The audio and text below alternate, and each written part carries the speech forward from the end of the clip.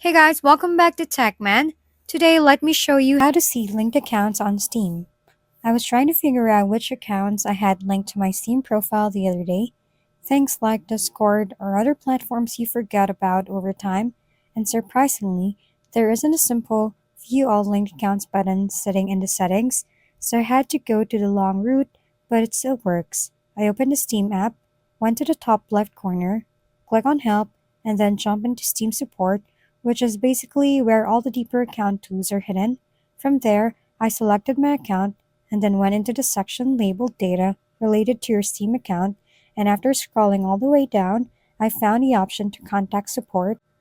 I sent them a quick message asking for a list of linked accounts, and after a few hours, they actually replied with the details.